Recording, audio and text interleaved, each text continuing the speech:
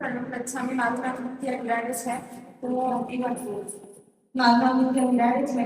હું બીકોમ કરું છું ઇંગ્લિશ મીડિયમમાં. સેકન્ડ યર છે મારું.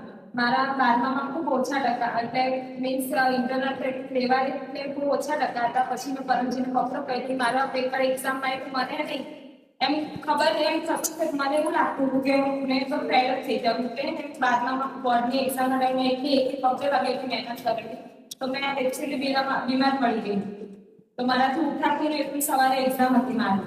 મેં પરમજીનું પરમજીનું પકડો કર્યું કે પરમજી હવે તમે મારું કંઈ કરો. પરમજીને પકડો કર્યો મેં એ રીતના લાલ સ્ટીકર છે એનાથી પાણી પર પકડો કર્યું. પછી પાણી પીધું મેં. એકવાર લાલ સ્ટીકર છે એ સ્ટીકર પછી ગ્લાસને અડાવી દીધું. પછી પરમજીએ કીધું તમારી આ તમારી શક્તિ પાણીમાં નાખો અને ગમે તે કરી નાખું, આ ઊભી થઈને એક્ઝામ આપવા જાઉં. તો એવું બોલી મેં પકડો કરીને પાણી પીધું. તો મેં થોડા દઈને ઊભી થઈને પછી એક્ઝામ આપવા ગઈ અને એ પેપર મારું ખૂબ સારું ગયું. અને પછી મને લાગતું હતું કે મેં પાસ થવા, પણ મેં મારા 65% થયું 12માં. અને ઇન્ટરવ્યુ મારું ત્યારે પણ એમ મીન્સ એટલે મેં થોડી ઘણી એમ બીમાર જ પડી જશે. મારી બીપી લો થઈ જાય છે. પરમજી મેં ખાલી કોઈ કરેલું પરમજી મારે કંઈ થવું નહીં જોઈએ. પરમજી જે પકડો કર્યું મારું ઇન્ટરવ્યુ પણ સારું ગયું.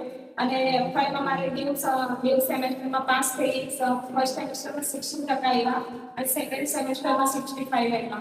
અત્યારે સેકન્ડ યરમાં છું. મારી કાલે એક્ઝામ છે. હું અત્યારે ત્યાંથી તૈયારી કરું છું. એક બબ્બે વાગે વાંચું છું. જે પરમથી માગું છું એ પરમથી મારી ઈચ્છા પૂર્ણ કરે છે. અને મને આશા છે કે પરમથી હજુ મારી ઈચ્છા પૂર્ણ કરશે. સવારે મારા